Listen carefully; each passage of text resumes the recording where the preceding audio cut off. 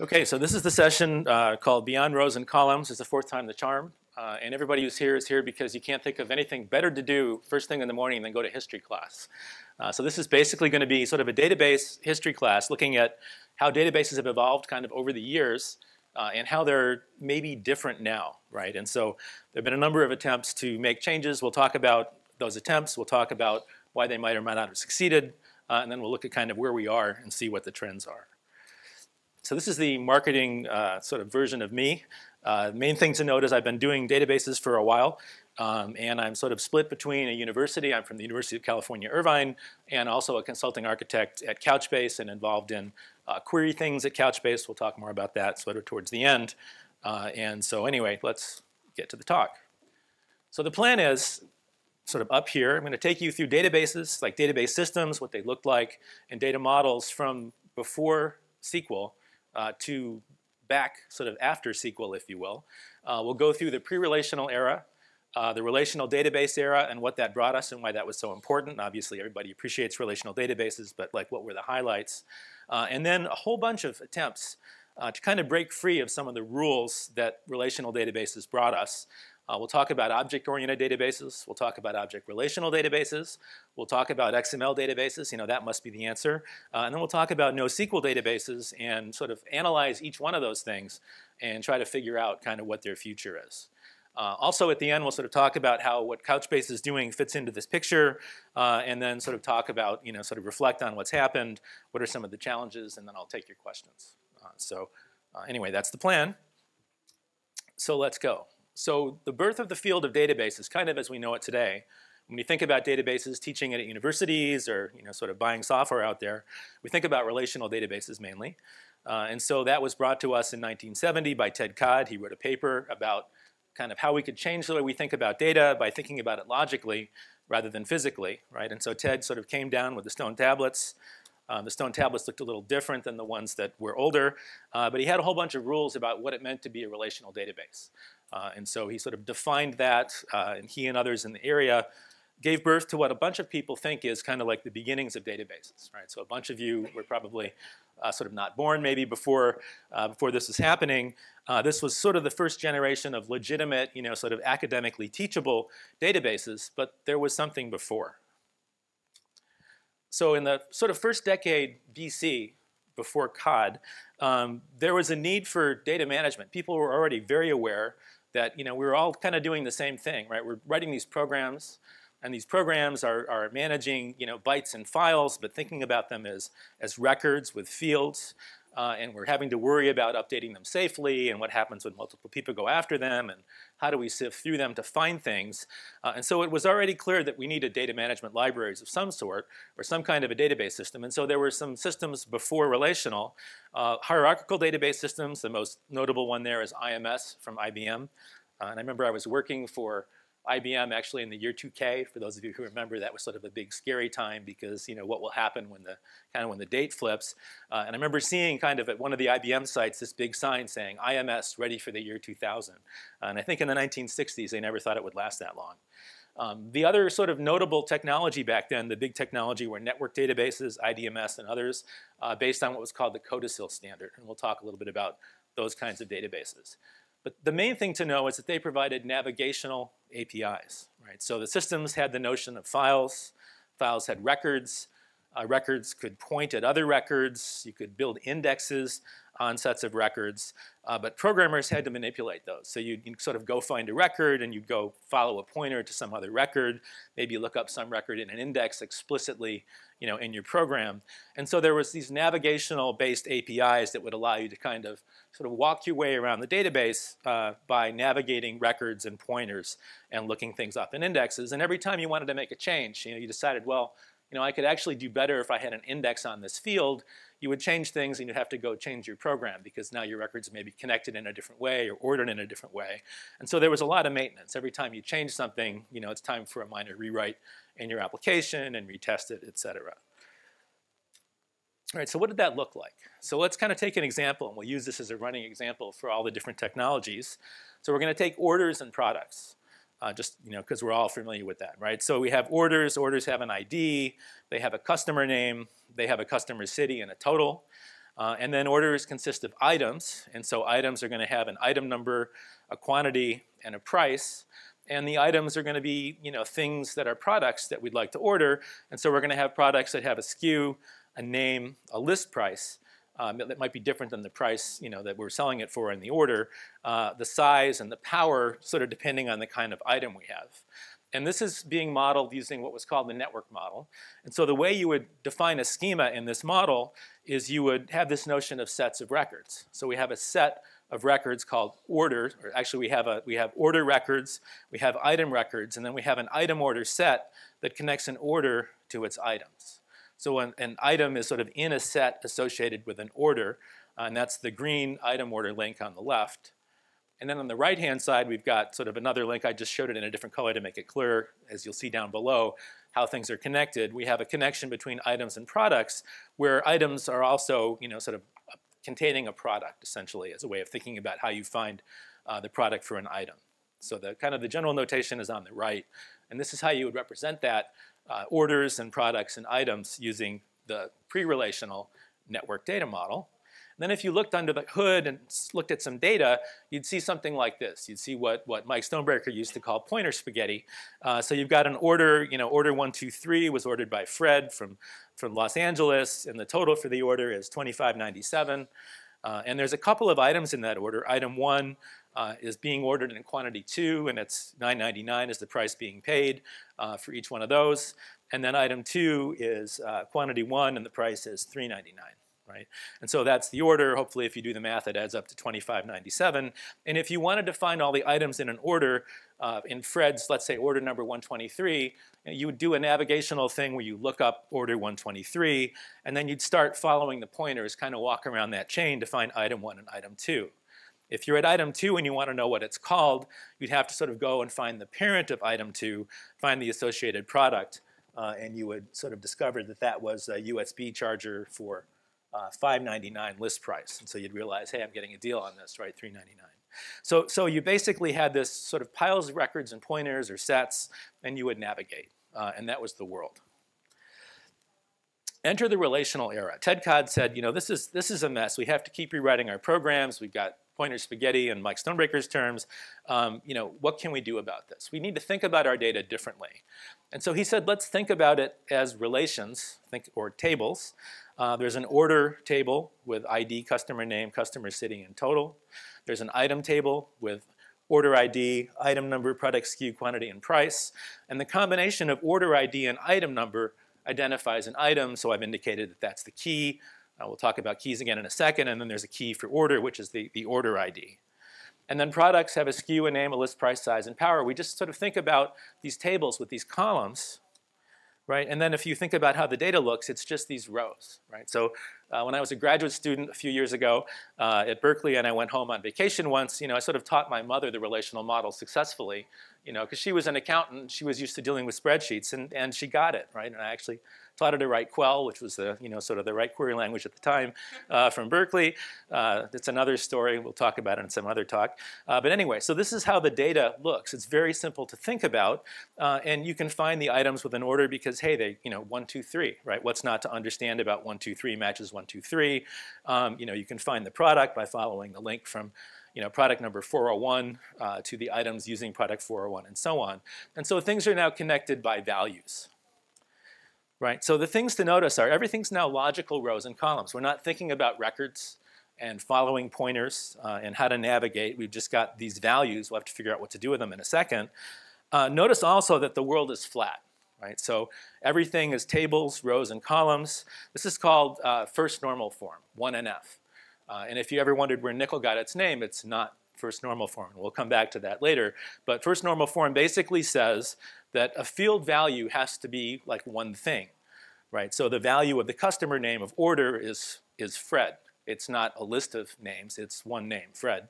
And all the data is connected via values, and we can mark some of those values as being special because there's a key. It's intended to refer to something else, but we can actually match any values we want. And so all the relationships in the relational model are value-based. the thing to notice is that this first normal form thing can be kind of annoying, right? So basically what it says is, if you're driving a car has 4 tires. I'm sorry, you can't park in this garage with 4 tires, right? You have to take your tires and put them on the tire rack, and you put your fender on the fender rack, and so on. This was an analogy that was used in the object database days. Basically, it would be kind of annoying if every time you went home you had to disassemble your car, and in the morning, you had to allow time for, it's going to take me a half an hour to put my car back together again. Why should you have to do this? But the reason was, this gave a very simple model. Okay, and the simplicity of this model allowed sort of great minds at IBM and Berkeley and Oracle, when they read the papers, et cetera, all these people to think about how you can make the system work and how you can make it work fast, right? So the simplicity of the relational model sort of made it possible to think about how can we build a query language that just talks about relationships and brings data together and doesn't talk about following pointers, talks about sets of things rather than individual things. And so we had the relational algebra, which is kind of the underpinnings for query plans, the relational calculus, which is like a theoretical language that lies underneath things like Quell and query by example and the sort of the big survivor, SQL. Also transparent indexing. So you could build indexes in this world. You could decide to index sort of items on the combination of order ID and item ID, or you could sort of put them on price or whatever you want. You could build these indexes, and that's kind of happening on the side, and queries could exploit those, but the person building the application didn't need to talk about them. So they were, again, talking declaratively, saying, this is, I want, find me the orders which have items with at least quantity 2 of a product, which is $10. You could write that query and say that logically without having to say how to find that, having to decide how to do that. So the query optimizer would decide how to efficiently execute your queries for you, and that was all happening as well. And so basically having this logical model set people to thinking about how do you build a language where you talk about what you want, not how to get it. And then when you change the physical, what you want is still the same, and the optimizer just exploits the new opportunities. And then there was a bunch of cool features built on top of that, views and integrity constraints and other kinds of constraints, security features, and so on. The other thing is that when you talk about data in a way that's declarative, and you talk about it in bulk, find me all the orders with these properties, or find me all the products that have been ordered this many times, and so on, you're saying what you want, and you're saying it about a set. And so it's one of the very first places where parallel processing was really successful. Right? So for years, people in high-performance computing and other fields have struggled with how do we build languages that people can express parallel computations in and scale things out. And the database guys are like, how hard can this be? This is embarrassingly parallel. Here's how we execute. And so parallel databases came along about, sort of in the 1980s, as we'll talk about. And as a result of that, you could also execute against very large volumes of data on scalable amounts of hardware very early. This was the success story for parallel processing for many years, kind of until the web came along, okay, and web indexing and so on. So now Google obviously does lots of parallel processing, but for a long time, sort of databases were the winner at the parallel processing contest. So today's industry, what we know as the database industry, was slowly but surely born. So serious adoption of databases, 1970 was the paper. Let's say serious adoption was happening kind of in the mid-80s and the late 80s, early 90s. Parallel database systems took about 5 more years, and so in the early 80s, Teradata was born, and people were doing research on how do you process queries in parallel and really scale out systems and what should the architectures look like, and sort of shared nothing was born. It took about 5 more years commercially, and so in the 90s, people were starting to adopt sort of modestly scaled parallel systems. And so there's, sort of the warehouses as we know them, the Teradatas were born then, and then, sort of another 10 years later, a whole bunch of other companies kind of came along as we know. So that's kind of the history of the relational era. But the issue is, this garage thing, right? Why do we have to do that, right? So it's really nice to have all those properties, but why can't I have my data the way I think about it? And so the first people to ask this were people trying to build like computer-aided design systems. And they were thinking, I've got my objects, I'm going to continue to use orders, items, and products, but they were doing things like software programs or mechanical designs or VLSI designs. And they had these objects and they were connected and they were complex and there was variation and so on. And they were trying to put them in relational databases, and it didn't work very well, right? Because they had to flatten the world. First normal form was not for their applications. And so they, sort of invented what were called object-oriented databases. And the idea was to have a data model that contains objects and pointers. This might sound familiar to those of you who were paying attention to the beginning of the history. The world was no longer flat, right? So orders and items could now be richer. So an order, if you look in kind of the rightmost cell up there, in the order column, there's a little set notation. It's not first normal form, right? It's a set of values. And the values are object IDs for the items in that order. And so that's a complex object involving the order and its items. And then the item itself, if you look in the rightmost cell, when it refers to a product, is no longer having a value that you need to do a join with in a relational database. It's basically referring directly to the product.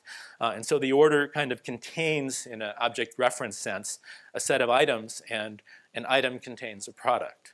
And so now the world in this version of databases was no longer sort of straitjacketed into rows and columns, and product details, in fact, could vary. So you could have clothing products and electric products, and sort of object models were talked about for having a product supertype and then clothing subtype, electric product subtype, and so on.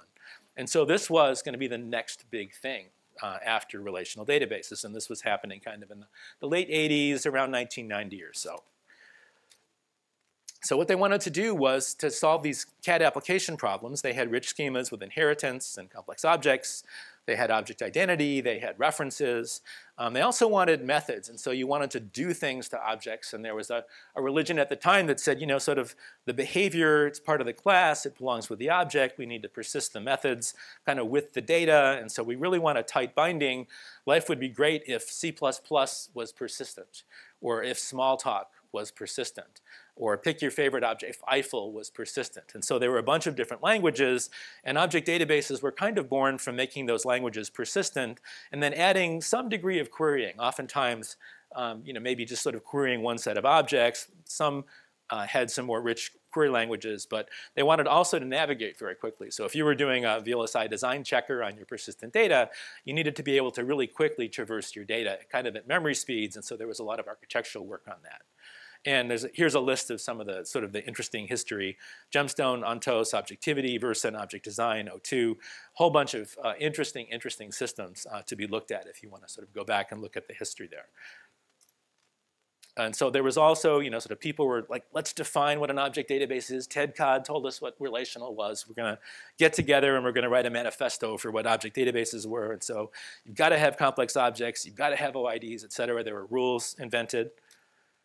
So what happened? So they fell, let's say, flat, right? So why did that happen, right? So one is, this was happening in the late 80s. Now remember, this is around the time that people were going, this relational stuff might actually work. Maybe I'll use it. And so it was like too soon, the academics are like, what's not to love about this, right? This is great. We're moving on to the next technology. And the industry's going, wait a second. Like we're still trying to digest the first technology. And then the other thing is that any database system takes a while to gel. And so the systems were sort of technically immature relative to relational databases. So the relational database guys were getting their act together and figuring out how to do like record level concurrency, and the object database guys are kind of struggling with file level concurrency or maybe page level concurrency if you're lucky. And so there was, sort of a technology gap in terms of maturity. The other thing is this idea, which seemed great at the time, for certain applications of tightly binding data to programming languages was a double-edged sword because data is usually shared. And not everyone necessarily loves the same language. And so this binding, sort of data needs to outlive programming languages or be accessed by multiple languages. The bindings led to significant system heterogeneity. So if you knew how to use, let's say, O2, that didn't help you using object design. You couldn't write a portable application. And there was some attempt to do some portability. Another major challenge is this tight bindings and very tightly typed things made schema evolution a major challenge. I need to add a field. Oh no, now what do I do? My data's out there. It's instances of these classes and so on. And then the systems are also what I would call overfitted in some dimensions. And so clearly for object-oriented technology, you need inheritance, right? That nobody would argue with that. But huge arguments about what does inheritance mean? Single inheritance, multiple inheritance. If there's like the same field in two subtypes, is there some notation for accessing them, or does that mean the same thing, or is it an error, or what is it? So actually trying to put inheritance into object databases was a problem. because everyone knew you wanted it, but nobody knew what nobody agreed on what it should mean. Likewise, version management. So clearly, if you're building CAD databases, you need version management, right? But everybody wants to do version management differently. And so the features in these systems would often not fit the use case, even though they were at a high level things that you would want. And then they also kind of were focused on thick clients, heavy kind of desktop systems that were good for running CAD tools, which was not kind of the client-server architecture that fit the rest of what data needed. And so object databases, it was a great idea, it seemed like, but sort of close, but no cigar. Okay, we can do this, right? We can get out of this straitjacket. So object relational databases came along. Right? So the idea here was, well, don't throw out the baby with the bathwater. Relational is great. We just need to extend it, right? It needs more features, and we've been doing that for a while, right? So we have to add features, and we're going to add object features to relational databases. So object relational will be a superset of relational. You'll have everything you're used to, and we'll figure out how to optimize the additional features as well. And so here I'm sort of artist conception. There's no sort of standard notation for this, but what orders and items and products might look like in the object relational era, in the SQL 99, SQL 3 era. So orders have an ID, a customer, and a total. And in the object relational world, if you'd like a field to have nested values, you could. So you could define a customer type, and the customer type could have a name and a city. And so what I've tried to depict here is that Fred is an instance of customer, which is inside order, and it's order 123 with Fred from Louisiana as the customer record, and then the total price is $25.97. And so you could start having more complex objects because you could nest records. In addition, you could have items with like an order ID and an item number like before, product SKU, a quantity, and a price. And some of these fields could be denoted to be like references, like value-based, but references to other fields. And you could follow them in the query language by dereferencing them if you wanted to. And so I've kind of indicated that with the way product SKU is shown here. And then we also had the notion of tables and subtables. And so if you would like to have some variance, you could have a product table, which has a SKU, a name, and a list price, because all your products are going to have that. And then you could have a clothing product subtable, a subset of that table, which would extend those fields with a size. And that would be under product. And so if you query products, you would see the SKU name and list price for everything. If you query clothing, you would also see the size and so on. And then electric products would also be another subtable of products. And so sort of things to notice, like sort of one thing to notice about this is now we have a system. And one of the proponents of this was my old advisor, Mike Stonebreaker, and it was one size fits all, right? So we've kind of got this great idea. Object relational databases will solve all the world's problems, and so this was clearly going to happen, right? And some other things that were very important in there was, and have survived in a number of systems, is the notion of user-defined types and user-defined functions, so that you could actually define a new data type and some functions on that type, and then be able to persist and operate on that. It was a little bit of behavior being bound with the database. They had these table hierarchies, as I said, like products with clothing products and electric products, references like the product SKU, so you could dereference. But the world was, at least with this set of extensions, still flat, right? So it's still like first normal form, but it's a richer model with allowing for some variance and some nesting. And this was happening kind of just on the heels of object databases and was kind of a competitor almost, but came a little bit later kind of as a technical critique in response to trying to define a new kind of database. Okay, so what happened with object relational? Well, what they wanted to do, just to kind of go through what was trying to be attempted, was new kinds of applications, multimedia-rich applications, spatial applications, text applications were starting to happen kind of in this time frame, in the 90s, basically. So it was like, let's add user-defined functions and maybe user-defined aggregates. Let's make it possible to plug in new data types with indexes, what were called data blades or extenders, or every company had a different name for that, and indexes to support those. Let's have some object-oriented goodies like tables and row types and references and subtables, and Oracle went even further and added nested tables, so you could start breaking free in a certain way of first normal form. And we're also, this brought us back to a programming model where the way you talk to an application, or an application talks to a database, is through something like ODBC or JDBC, not through a persistent programming language, although there were some attempts to bind things more tightly. And so this is back to a more relaxed model where data could be shared by multiple applications in different languages. And kind of at the bottom are some of the systems. Ingress, with ADTs added, was one of the very first pieces of work in this area in the early 80s. Postgres kind of in the late 80s and early 90s. Starburst from IBM in that same time frame. Sort of a long list of systems here that you can sort of go learn about. So there was a lot of effort put into object relational databases, and you can buy these systems today. Their features are still there. They're not used very often, but they are still there. My group at IBM put some of these features in, and I apologize to those who are still testing them and making sure they work on all platforms, and for reasons we'll talk about in just a second. And so also, we had to define what this is. Like Ted Codd gave us rules, right? The object database guys had rules, so we have to fight back. We have to have rules.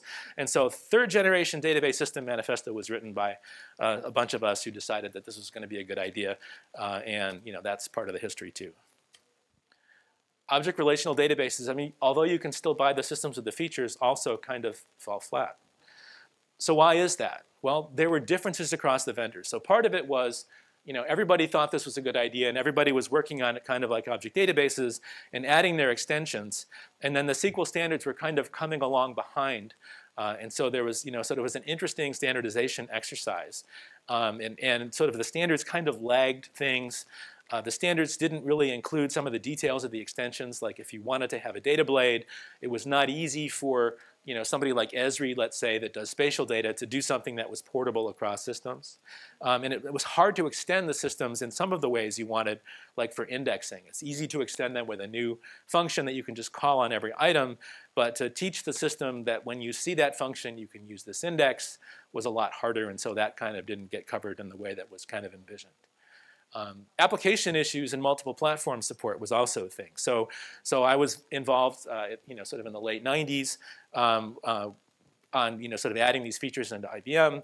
And I got involved in a startup in 2000. I went to the startup all excited, going, we've got all these features. We can, wait a second, it's different in Oracle and IBM and Informix and all these different systems. And our customers need to make a choice as to which platform they're going to use. So we could actually only use the intersection of the features of these systems, not the union or not our favorite features. And so basically, a lot of this stuff kind of got not used because if you're building a portable application, this is before you were using your favorite technology and just showing the service in the cloud, if you were going to let customers choose which database to use which application with, then you had to write portable apps and you couldn't use these cool features.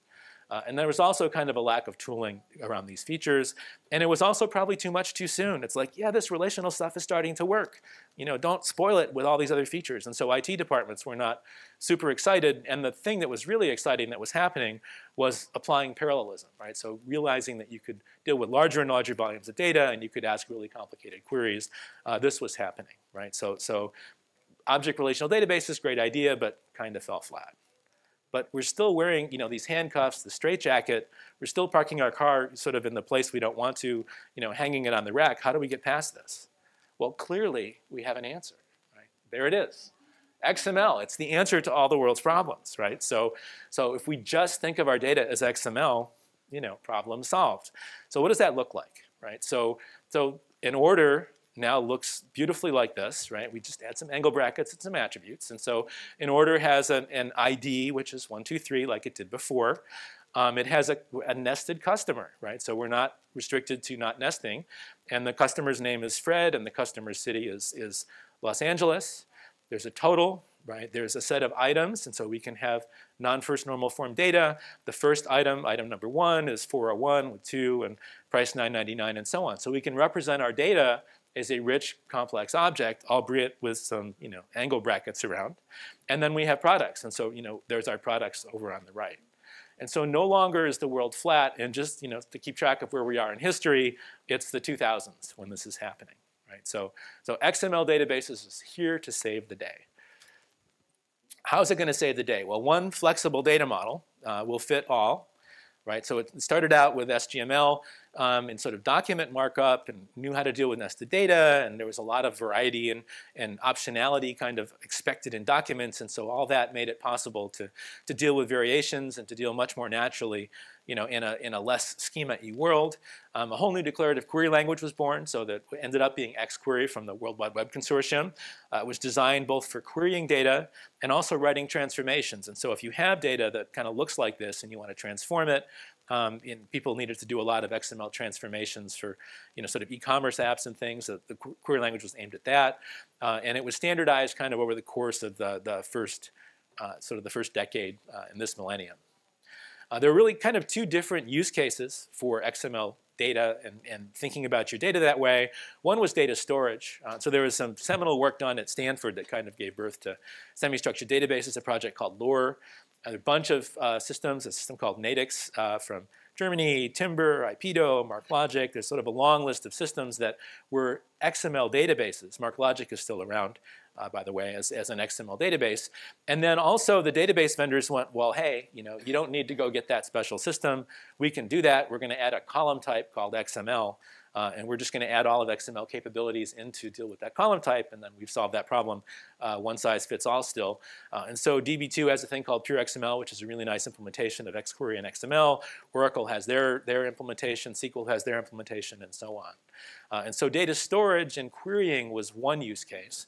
The other was data integration. So if you want to think about data that's in different database systems, different kinds of database systems, maybe some of the old ones, pre-relational, maybe in some sort of app that's encompassing some data. There was a bunch of work on using XML and services as a way of thinking about data, and so there's sort of a list of those companies as well. Some of those companies, there are a bunch that were out trying to do that. And so that was the vision, was that this was the way to think about data going forward. But they also fell flat. Right, so why did XML databases fall flat? And this is clearly, all of these are like my kind of like retrospective opinions. But sort of the view was, my view is that part of it was XML came out of the document world. And we're the data world, and there's differences between kind of data and documents. And so XML data and XQuery all made wonderful sense for XML documents, but wasn't necessarily the world's best fit for data. And so one issue was that there was this thing called XPath, and the people who built XQuery designed XQuery kind of needed to be compatible with it. And XPath is full of unfortunate choices. And so basically, some of the nice things that XQuery would like to have done, it was not able to do because it had to be backward compatible and had to make the same unfortunate choices and then add other things into the language that made the right choices.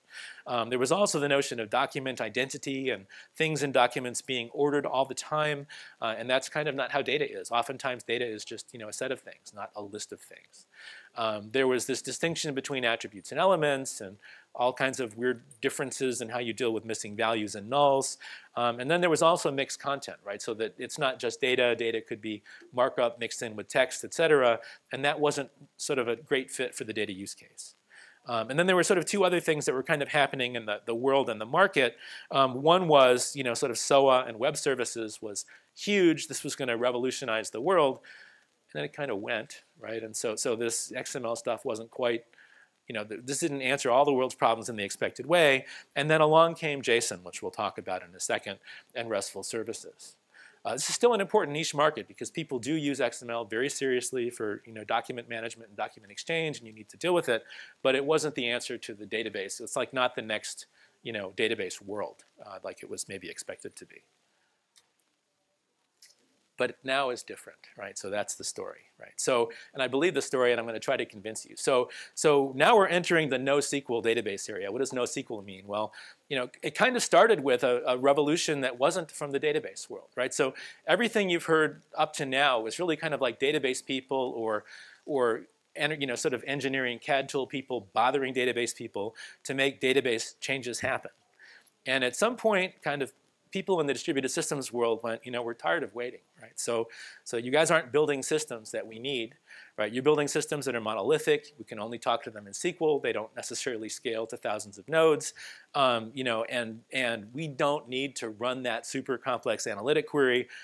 I just want to put a record in and get my record back. Just give me my record. How hard can that be, right? So the distributed systems world basically said it's time for a change, and they built key value stores. And they used a lot of ideas, discovered, rediscovered, a lot of ideas that are very closely related to what was happening in databases, sort of scale out with horizontal parallelism, et cetera, or horizontal sort of sharding of data, et cetera. But these things were built by the distributed systems world, and both kind of academics and a lot of startups, open source things, and started by being caches, like key value caches, the caches with persistence and so on. They needed huge scale out. They needed shared nothing scale out. They also wanted to do OLTP-ish things, right? So parallel databases, the parallelism in the world of enterprise databases was to run like large queries on large quantities of business information to figure out like where to build the next store. These guys wanted parallelism or scale out for a different reason. They wanted to handle thousands, hundreds of thousands, millions of users, all sort of wanting their user profile at the same time.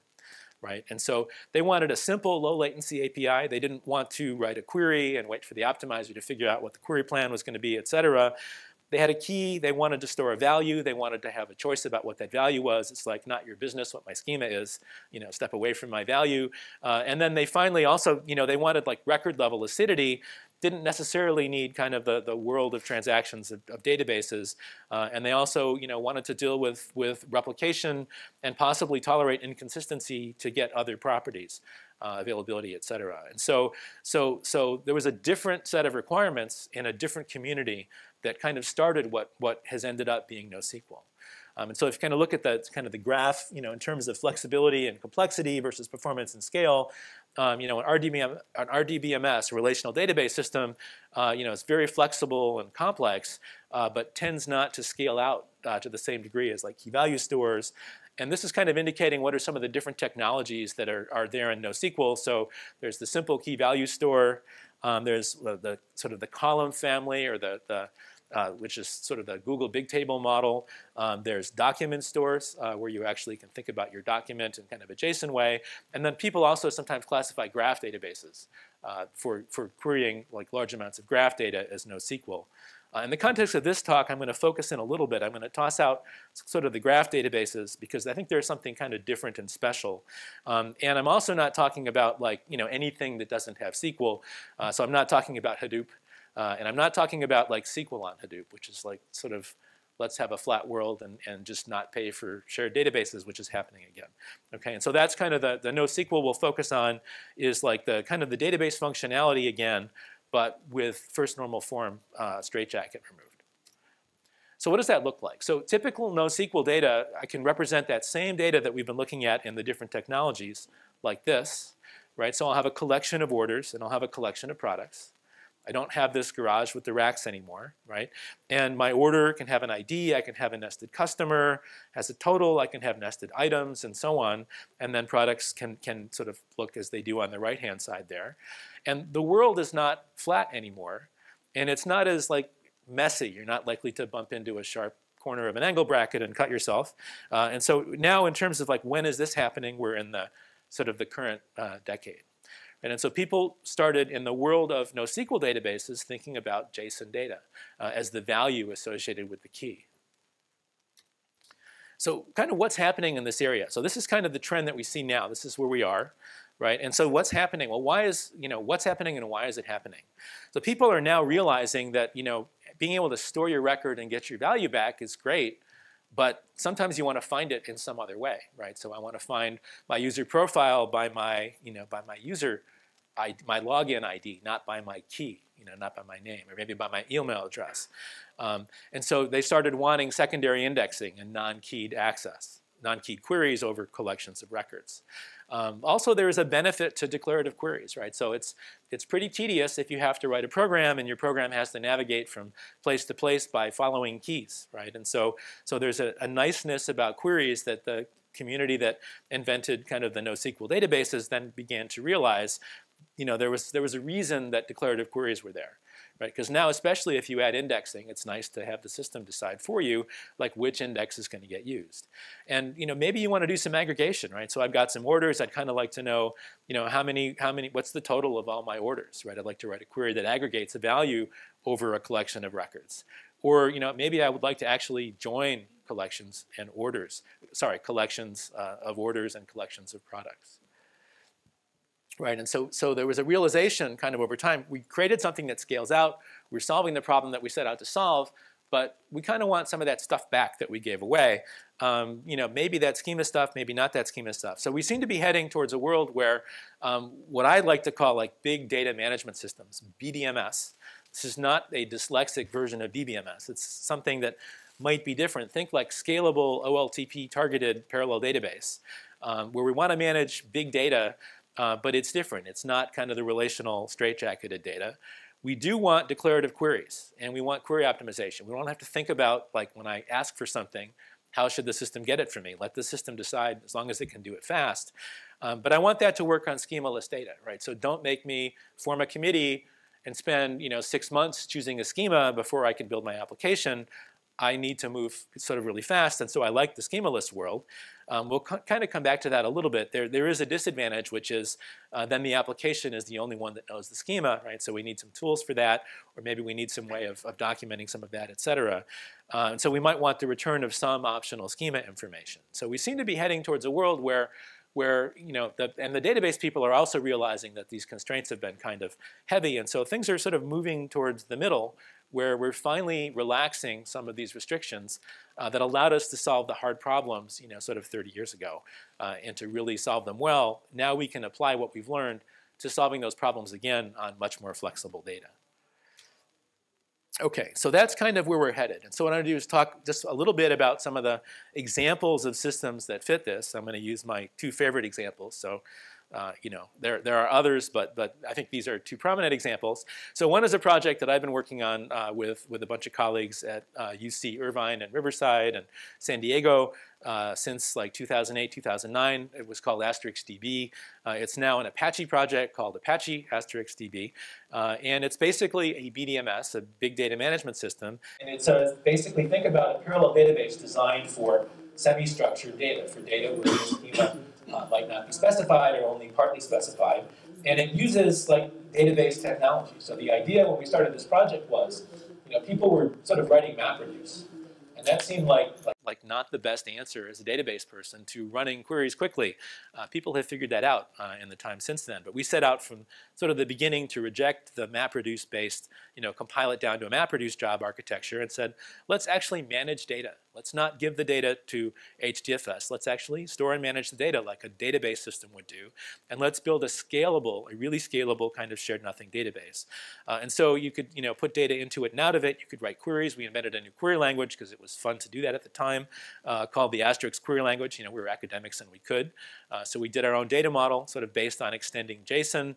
We did our own query language, and we sort of built this system. The goal was to be able to swallow a lot of data quickly, index it, do declarative queries over it, and so on. And so that was kind of the Asterix project, and you can sort of check that out as one kind of sort of academic but now open source example of what I would call a big data management system. We wanted to do it for understanding the technology, for teaching, for research, and we're also trying to get people to build applications on it, and so that's something that's happening. You can check that out, and there's go to the website link here that'll be in the slides. It'll be available online. So that's one example. And the goal was, don't have to take your car apart to park it in the garage. And your car can be different than somebody else's car, and that's okay, right? So I have a Chevy Cruze, somebody else might have a Tesla, somebody else might have a 20-year-old, sort of Toyota RAV4, and all those things should be parkable without disassembly in garages. Okay, and so the idea was declarative queries for semi-structured data. And so we looked at XQuery and we said, this was a great thing. A bunch of great minds got together and thought very hard about how to deal with variant data. They had some sort of unmanageable constraints from the W3C and from the sort of document strange data model. Let's just take kind of the best ideas. And so this is just a little illustration of the kind of thing you could say in AQL, which was the query language that we invented. It's actually kind of a keyword changed version of that language. It looks a little bit more like SQL. But basically, this finds sort of users and their messages. And it's able to sort of do a declarative join between two collections, et cetera. So the idea was you should be able to have your data and query it and use declarativeness in this world of NoSQL. NoSQL, this was not SQL, so it was NoSQL, right? So we sort of could check the NoSQL box. So that was what we were doing kind of in that project, and this is a language that's still supported today, kind of in the Apache Asterix DB. That's one example. But there's another example that's kind of relevant too, Connect, right? So Couchbase Server is another example of sort of taking the database to this NoSQL world, but putting the sort of the data back in the database as well, right? So let's kind of take a look at that. So how did Couchbase Server kind of evolve? It came from that world that I was talking about where, sort of it wasn't database people. This is like, in particular, sort of the memcache, I want to build an app. I don't want to pay for databases. I'm going to go use MySQL. Crap, it's not fast enough. I need to have a cache. So we'll do some key value caching, and I'll manage that in my application, right? Well, now I'd like to actually do this in a distributed scalable way, and so along comes sort of the distributed version of that. And I'd like to be able to sort of manage documents. And in fact, I'd like that to be persistent. And so sort of there was an evolution from the world of caching and key value stores and key value persistence and document stores that came together and finally sort of brought sort of Couchbase as kind of it today, which is, you could characterize that as an operational big data database, right? So it's aimed at high performance kind of front end stuff, but at being able to do that and really be a database as opposed to being just like a key value store. Okay, so if you look at kind of how Couchbase looks and compare it to some of the requirements and things we talked about, sort of the data management and data access, it's built on top of key value storage. A document store is kind of a special case of key value where the value is the JSON document. And then it has views so you can do some aggregation and real-time analytics. It has secondary indexing. So you can say, I would like to be able to access my data, my user profile, not just by its key, but also by kind of the date when the user signed up, also by the user's email address, also by the names of one of the kids of the users, whatever. You can build secondary indexes on this data. And so Couchbase realized there was an advantage to being able to do those things and change those things independently of your application program, right? And then came out with Nickel, non-first normal form query language, kind of trying to beat the again, the handcuffs or the straitjacket of first normal form. That was a SQL-like language when it came out, a way of accessing and manipulating JSON documents. And you could do joins. Nickel was designed to try to keep you from hurting yourself, so you could only do joins on keys, right? Because those are the things that if you do them on the front end will not sort of drag down your performance. You could do some aggregation, and they built an optimizer which would take Nickel and decide like to use the index as opposed to some other way. And so doing some access path selection. And so this really is evolving into this world where you can have your database and you can do things declaratively, and it's still in this kind of NoSQL world. So NoSQL doesn't mean like no queries. It means I don't want my data to have to be disassembled, but I still would like to have these other benefits that we've got from the history of databases. Okay, so I don't want to have to park my car kind of in that awkward way necessarily. And I want things to scale out in the way that's required. Okay, so what's sort of coming next? So as you think about sort of this kind of data, you want to be able to do your little queries and your little joins quickly to find the user and the associated other record. But you also are going to have questions about your data. And so one of the things kind of happening here this week at Couchbase Connect is the announcement of Couchbase Analytics, which is a place to ask the questions that the people who are trying to get response time on your front end might not want you asking on the front end system. And so the goal is that this should be kind of a unified world where you can do your operational things, you can do your analytics things, and it all coexists in the world of Couchbase and Couchbase Server. And so that's something that you can hear more about kind of. I won't tell you anything more about it, I don't want to ruin it, but through the course of today and tomorrow.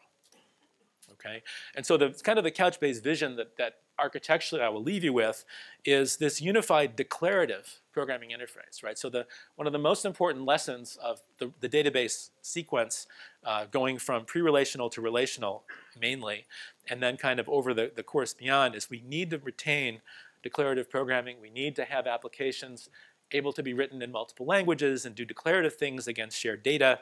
And so the world that's being delivered here is like one programming model against your data, with query services available, indexing available, and the query service will choose to use the index.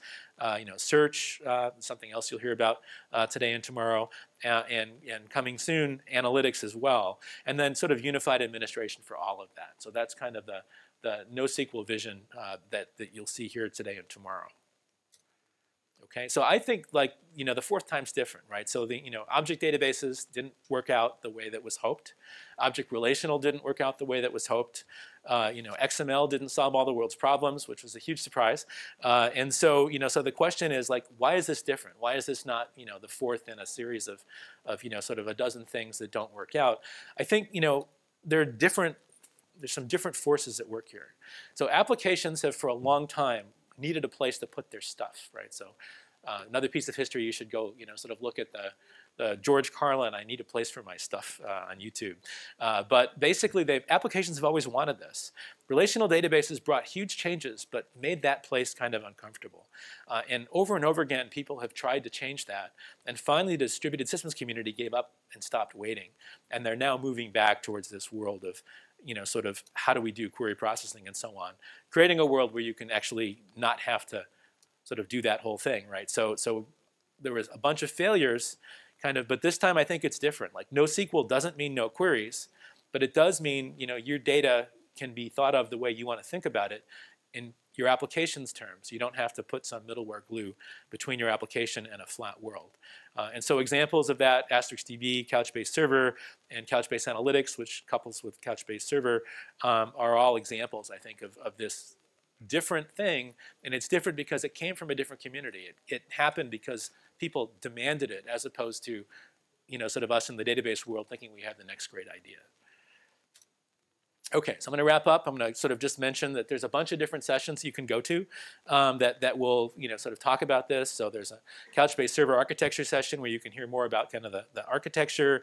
There's a session that Keshav will be doing on Query Optimizer if you want to know more about what's happening under the hood for your data when you have indexes and so on. There's kind of the big picture vision that will be in one of today's keynotes. There's stuff tomorrow on arrays, like the non-first normal form emphasis of queries and how you index them and so on. There's a sneak peek session which will introduce Couchbase Analytics. And then there's actually a session later in the day about SQL++, which is essentially like NoSQL, like opposite, but NoSQL, right? So how do you take SQL and extend it really, relax the things that need to be relaxed and only those things, and have something which is very SQL-like for NoSQL databases. And Yanis Papakonstantinou from UC San Diego will give that session tomorrow. And so I'd encourage you, if you want to know more about this stuff, check out any of or all of those sessions. That's my agenda that I'm going to, with a few other sessions thrown in for the next couple days. And so I will stop here and take questions. Yes? Okay. One of them is in your presentation. I do see that the way you presented the data in XML or JSON. From my standpoint, I don't see any difference between either of the forms. It's self-representative. I can, looking at the data, I can say that it's the name of the person, first name and name. Right. So from a representational standpoint, I don't see any difference between XML and JSON. Okay. So what's up with that? What's up So, yeah, so let me take questions one at a time. So for those of you who are remote and maybe didn't hear the question is XML and JSON look like they represent the same thing. So why do you care? The answer, my answer would be that the XML, although it kind of looks the same when you put them side by side, has deeper semantics, right? So the XML says this is a document. These elements occur in this order. You have a choice, like do you want the ID to be an attribute or an element and so on. And so there's a lot more document semantics baked into the XML. And so using XML for the data subset is fine, except it's kind of ugly. But you still have these weird choices about attributes, elements, and so on. And so I think it's, it's really like if you dig into what do those representations mean, JSON is just lighter weight and has less document cruft. Okay.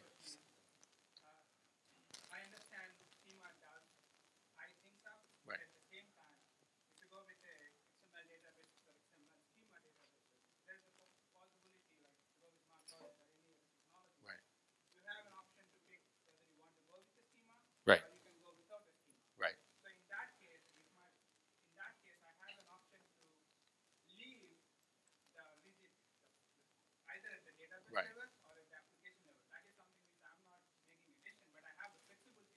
Right. application or the database. Right.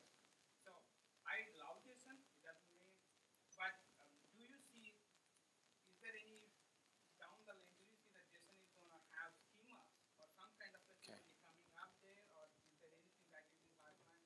Okay, great question. Your check will be in the mail afterwards. So thank you for asking that question. The schema question was, schemas have advantages, right? So there's a reason that databases have schemas.